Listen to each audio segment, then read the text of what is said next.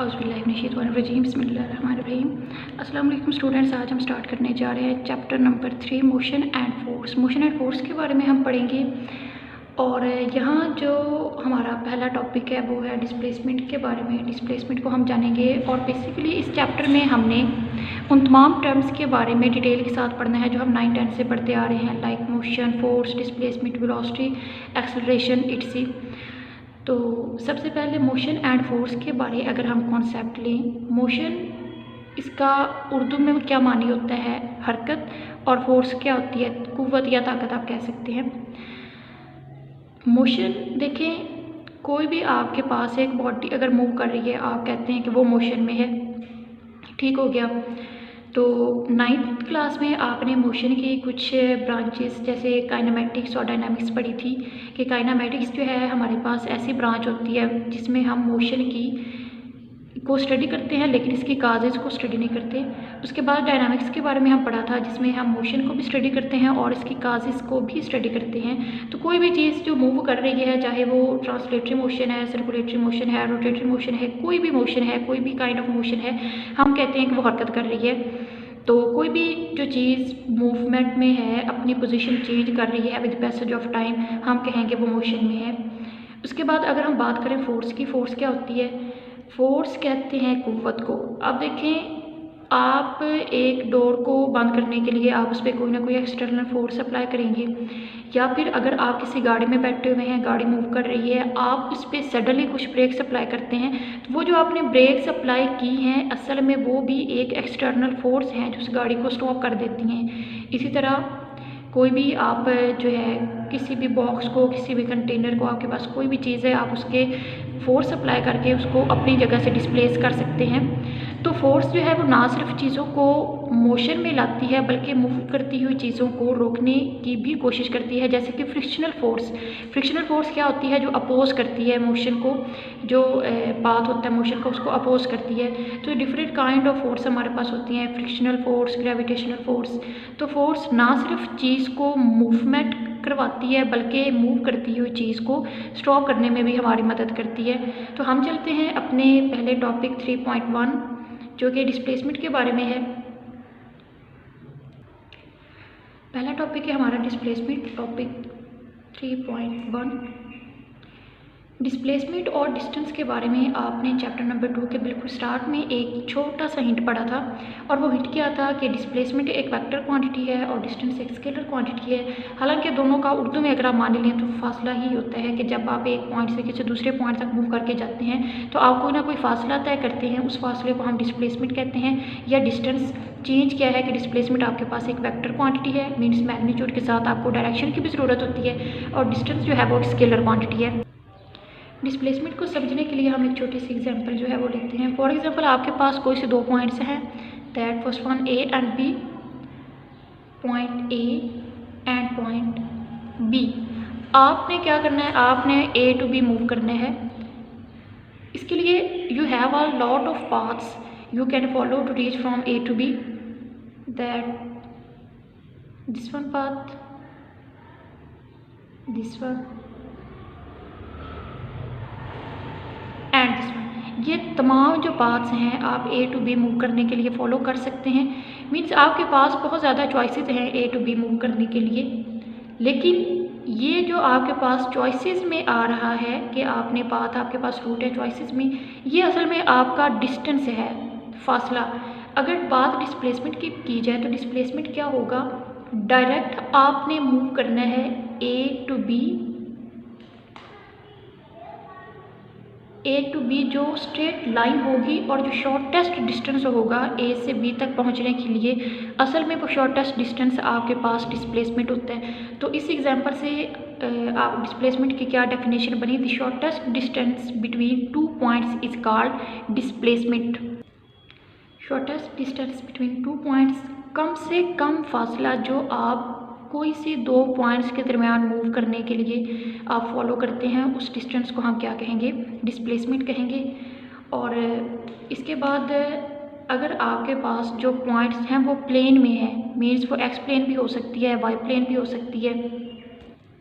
आपके पास ये एक प्लेन है एक्स एक्सिस वाई एक्सिस में, यहाँ आपके पास दो पॉइंट्स पड़े हैं, that point A and point B, आपने ए टू बी मूव करना है। तो अच्छा, ये पॉइंट ए इस ओरिजिन से जो इसकी पोजीशन है पहले हम वो ड्रॉ करेंगे, और इसी तरह पॉइंट बी की ओरिजिन से पोजीशन। ये आपके पास पॉइंट ए का ओरिजिन से फासला है, मीन्स पोजीशन है, इसको हमने नाम दे दिया आर ए का। पोजीशन वेक्टर के बारे में आपने पढ़ा था, इसको हम डिनोट करते हैं आर। पॉइंट ए के लिए हमने पोजीशन वेक्टर ड्रॉ किया। पोजीशन वेक्टर के बारे में हमने पढ़ा था कि हम इसको डिनोट करते हैं स्मॉल और के साथ।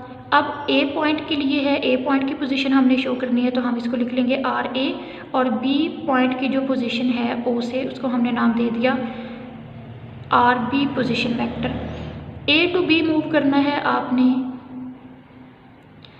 तो डिस्प्लेसमेंट के बारे में हमने क्या पढ़ा, शॉर्टेस्ट डिस्टेंस, तो वो क्या बनेगा, the straight line is displacement,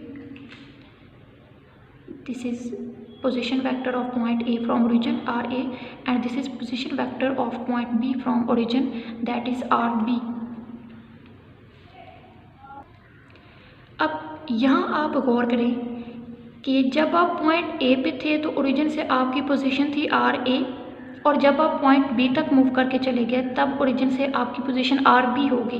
means A to B move करते हुए आपकी पोजीशन चेंज हुई। तो यहाँ आप डिस्प्लेसमेंट की एक और एग्जांपल जो है वो भी लिख सकते हैं, that is change in position from moving initial point to final point is called displacement. Change in position from initial position to final position, कि जब आप इनिशियल टू फाइनल पोजीशन तक मूव करके जाएंगे तो आपके पास पोजीशन चेंज हो जाएगी। तो वो जो चेंज आया है पोजीशन में, डिस्प्लेस होने पे पोजीशन के, उसको क्या हम नाम देते हैं, डिस्प्लेसमेंट का।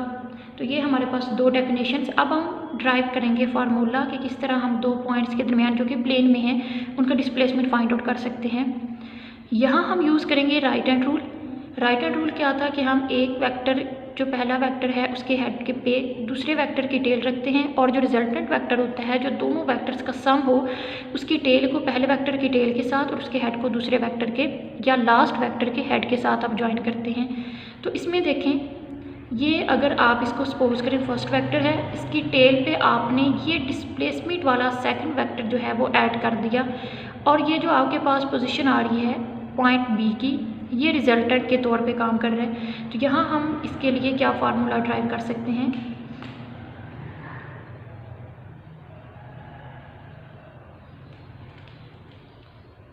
Are A position vector plus displacement is equal to R B position vector. हम फाइंड आउट करना चाहते हैं डिस्प्लेसमेंट को, ये आर है यहाँ ऐड हो रहा है, दूसरी साइड पे जाके सब्ट्रैक्ट हो जाएगा, R B position vector minus R A position vector. तो कोई भी दो पॉइंट्स जो प्लेन में हैं उनका डिस्प्लेसमेंट आप इस फॉर्मूले के अकॉर्डिंग फाइंड आउट कर सकते हैं। नेक्स्ट हम बात करेंगे यूनिट्स की। डिस्प्लेसमेंट का यूनिट वही होगा जो सिंपली लेंथ का या आप डिस्टेंस का यूनिट लेते हैं, और ये यूनिट मीटर भी हो सकता है, किलोमीटर भी हो सकता है। अगर आप स्मॉल यूनिट में लेना चाहें मीटर में ले लें, लार्ज यूनिट्स में अगर आपके पास वैल्यू है तो आप उसको किलोमीटर में भी ले सकते हैं। अच्छा, एक चीज़ देखें, आपके पास डिस्प्लेसमेंट एक वेक्टर क्वांटिटी है।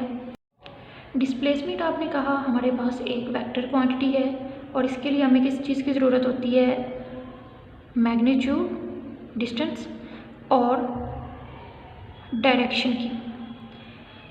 डिस्टेंस असल में क्या है, आपके पास लेंथ ऑफ लाइन, कि जो आप पाथ फॉलो करते हैं उसकी जो लाइन होगी स्ट्रेट लाइन, उसकी लेंथ असल में डिस्टेंस है, या आप इसको कह सकते हैं मैग्नीट्यूड। तो जब आप लेंथ ऑफ लाइन को डायरेक्शन के साथ मल्टीप्लाई कर देते हैं तो आपके पास डिस्प्लेसमेंट गेन होगा। कुछ की पॉइंट्स डिस्प्लेसमेंट के बारे में और डिस्टेंस के फ़र्क अगर आप देखना चाहें, एक तो ये हो गया डिस्प्लेसमेंट एक वेक्टर क्वांटिटी है और डिस्टेंस जो है एक स्केलर क्वांटिटी है। यहाँ डिस्प्लेसमेंट के बारे में कुछ पॉइंट्स जो हैं वो हम पढ़ेंगे। डिस्प्लेसमेंट आपने पढ़ी है एक डेफिनेशन, चेंज इन पोजीशन, उसके बाद आपने पढ़ा shortest distance between two points. Displacement जो है वो शॉर्टेस्ट डिस्टेंस होता है कोई भी दो पॉइंट्स के दरमियान एक चीज़ और कि डिस्प्लेसमेंट नेगेटिव भी हो सकता है, पॉजिटिव भी हो सकता है और इवन के ज़ीरो भी हो सकता है। आपके पास जो डिस्प्लेसमेंट है वो एक वेक्टर क्वांटिटी है और ये आपके पास ज़ीरो हो सकता है। हम प्रूव भी करेंगे कि किस तरह डिस्प्लेसमेंट जो है वो ज़ीरो भी हो जाता है और डिस्टेंस जो है उसकी कोई ना कोई वैल्यू जो है एग्जिस्ट करती है। सपोज़ आपके पास एक बॉल है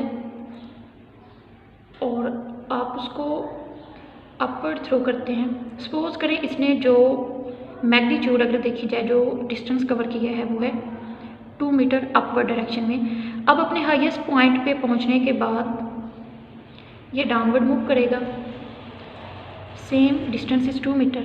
अगर हम बात करें यहाँ पे डिस्टेंस की, तो ऊपर जाने का टाइम, ऊपर जाने में जितना उसने डिस्टेंस कवर किया और नीचे आने में जितना उसने डिस्टेंस कवर किया डायरेक्शन को छोड़ के, वो कितना बनेगा 2 metre plus 2 metre equal to 4 metre.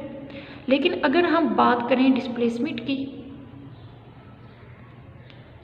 तो डिस्प्लेसमेंट में देखें 2 मीटर मीन्स मैग्नीट्यूड और साथ डायरेक्शन। डायरेक्शन यहाँ पे क्या है पॉजिटिव, जे यूनिट वेक्टर ऐड करें वापस आने का जो फासला है 2 मीटर, ये तो फासला हो गया, और डायरेक्शन यहाँ पे क्या है नेगेटिव जे यूनिट वेक्टर। तो ये क्या हो जाएगा 2 मीटर माइनस ये कैंसिल हो जाएंगे और आंसर क्या आ जाएगा आपके पास 0। तो डिस्प्लेसमेंट 0 हो सकता है, लेकिन डिस्टेंस की अगर आप बात करें ये सिंपली एक न्यूमेरिकल वैल्यू होती है।